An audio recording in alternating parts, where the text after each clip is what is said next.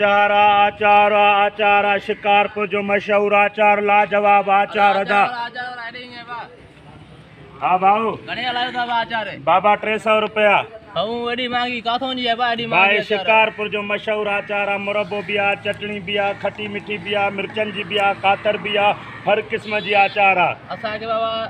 आचार चटनी वाली खपदी आहे घणे ॾींदे बाबा हे चटनी वारो आचार हे ॾाढो भलो आचार थी मौला तो जाने हिन खोली देनी तो छड़ो यूं वात में पानी अची वेंदो, अहिड़ो लाजवाब आचार थी। शिकारपुर जी आचार इन बा शिकारपुर जो हे लिखियो पियो न हाजी मौला बख्श जो मशहूर आचार VIP मिठे पानी जो तैयार कल मौला तो जाने अहिड़ो VIP आचार आहे जो खाईंदे तो बचन सुध दुआयूं कंदे। छड़ा 300 रुपया किलो। हल अदा घणे में वठूं दोस्त यार वॾी महंगी तो ॾे अदा कुछ घट करे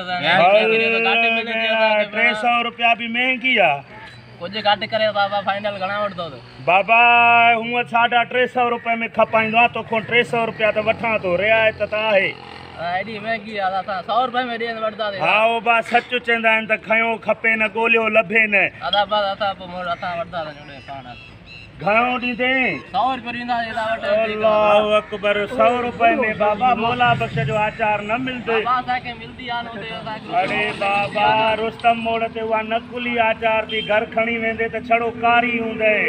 असांखे उते मिलदी 100 में ॾींदा वठदा देना भाई तुझी मर्ज़ी कुछ वठ तुझी भी सफ़ा तो ॿारनि जे लाइ मुंहिंजे बच्चन जो रोज़ी आहे। आखिरी बाबा हाणे 150 ते ॾींहं ठीक आहे ना तुझी मर्ज़ी आहे ना बा 150 रुपये में वरी हेड़ो आचार वठदे जा तो भी वतो तो भी आचार खाधो।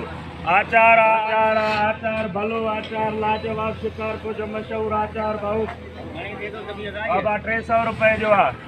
तो भाई महंगाई तो नहीं बाबा VIP आचार आहे ॾाढो भलो आचार आहे लाजवाब आहे अहिड़ो खाइणो पोइ मौला तो जाने बचड़नि जो दुआयूं कंदे सोना।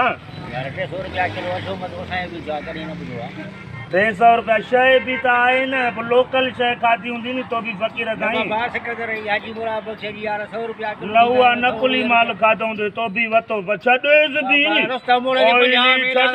50 वारो उहो नालीअ वारो आचार आहे अहिड़ो मुसलमान नाली वारो आचार आचार आचार लाजवाब आचार भलो आचार आचार वारो अची वियो लाजवाब आचार वारो भलो आचार लाजवाब आचार